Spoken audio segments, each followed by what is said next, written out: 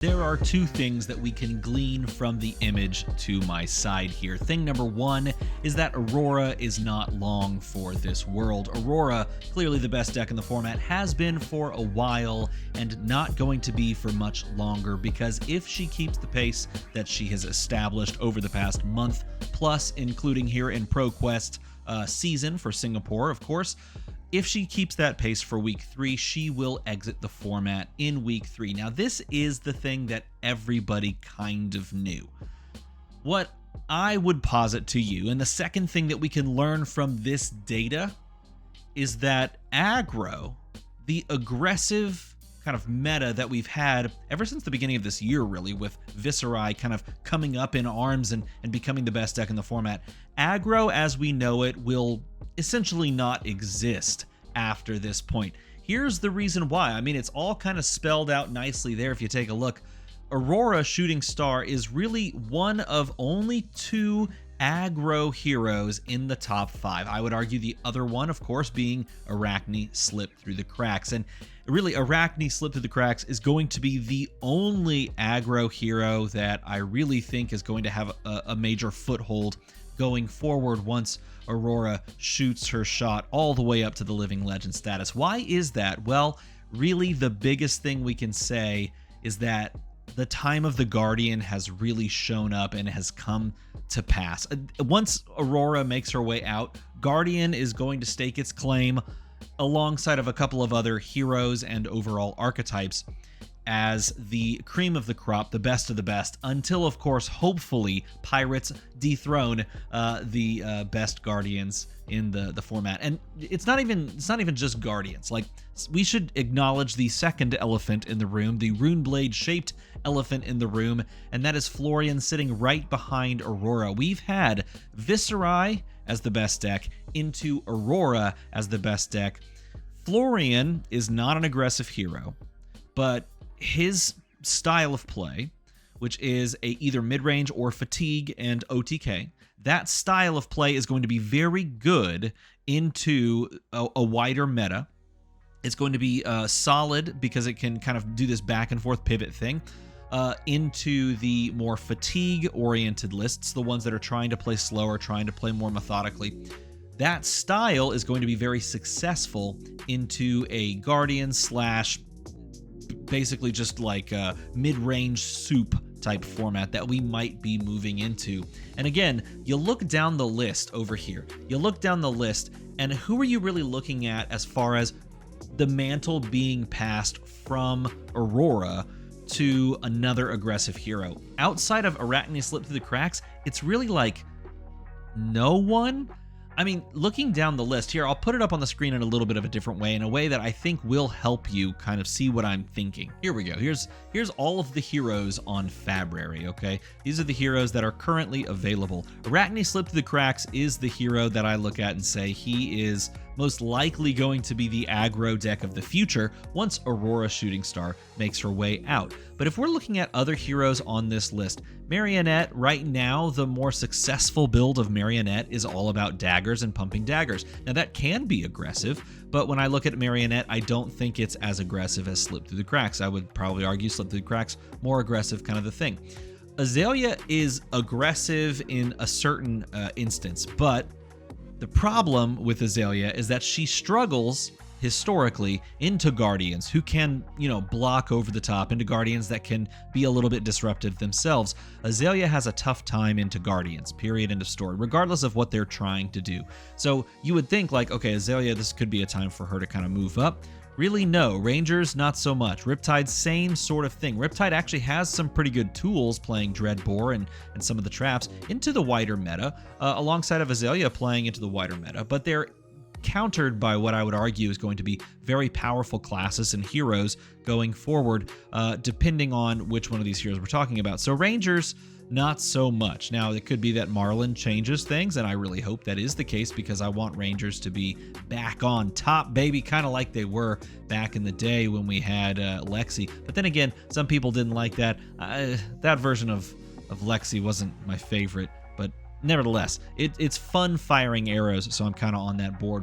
We're talking about Guardians being this like linchpin thing. There's a lot of people talking about CYB being popular. A lot of people talking about Bravo being the standard bearer for CYB if we're looking at Guardians. But if we're talking about Guardians, you have to talk about Victor. And of course, Valda is on the way, but Victor is at the top of the heap. Even though Jarl Vitradi did actually pick up more wins than Victor. Those that didn't catch that, there's the screen again. Jarl there in the top 5, and Victor a good bit down there towards the bottom with only 2 wins on the weekend. Nevertheless, I look at the upcoming meta and I think, okay, what is a good meta to counter some of the players that are going to shift off of Aurora onto perhaps some other aggressive heroes? An aggressive hero, I don't believe, hugely in. Syndra, an aggressive hero, I think very counterable by these Guardians. Fang, you could say, is probably the most aggressive of the warriors. Arguably, Dorinthia maybe is in that top spot, but either way, both of these can struggle into a variety of heroes and don't like disruption if you're Fang, even though you can kind of pay around it once you've gotten your things online. And I like look down the board and I think to myself, well, first of all, that's never gonna happen, but might be going soon. I look at Dash.io, who is the other hero. I was like, maybe Dash.io takes a step forward, but can be fatigued. And again, a lot of these Guardian heroes and some of these other just value-based heroes can switchboard, like Florian, for example, can switchboard off of, mid-range and switch into fatigue. So they have the capacity to really go toe-to-toe with whatever matchup they need to. I mean, I look at, it's crazy to say, but KO, after a whole year plus, KO finally comes back perhaps into the limelight and can do slightly above rate things with Sash again. Maybe that's the angle that people take if they're not trying to be disruptive and aggressive. All of this to say, there's not a lot of these heroes that stick out to me as being the super aggressive, usurper of the throne outside of Aurora, or like when Aurora leaves. I mean, the best one, Arachne, maybe you argue that Acilio can get over the top, might be in a unique position once Aurora moves out of the way for Acilio to kind of be doing some stuff, requiring players to both respect arcane damage and physical on hits with card draw. And the, of course, downside of having instants that don't block, that is a downside certainly, but maybe Acilio is better positioned than ever before in this upcoming meta. You look at Prism. Prism was like a solid response to Aurora, but Prism takes a step back if there's a bunch of Guardians that are playing consistent poppers and has to play the, like mid-range, not even mid-range, sort of like the board state style, which she was never as successful unless she was trying to set up the loop. And yeah, it doesn't seem like the way that you can take it. So in this interim meta, where we're presented by the vacuum of power that is the premier aggro deck, I'm not sure aggro will exist in the same way that it has going forward.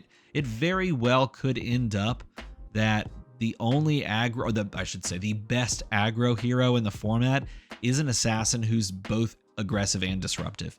And maybe that's a good thing. I don't know. Maybe the unfortunate part is this deck is so expensive in general. Like Arachne slipped through the cracks. Let me just pull one up. Yeah, like here's the Calling Christchurch third place one, which is a while back at this point. But Jason Long's deck, I mean, looking at everything that's in this deck with your CNCs, with all of your expensive assassin cards, it's prohibitively expensive. This is way too expensive. $1,500 to play the premier aggro format deck, or the aggro deck in the format, is just way too much. Now, Flesh and Blood creators, Legend Story Studios, they know that the game is too expensive. And if they don't, I'm telling them again, and many people have already, the game is too expensive. Like this should not be the case. I agree that certain things, like you want premiums on cards, and of course this is like the legendary Command and Conquer, but like the cheapest version of this deck is still too expensive.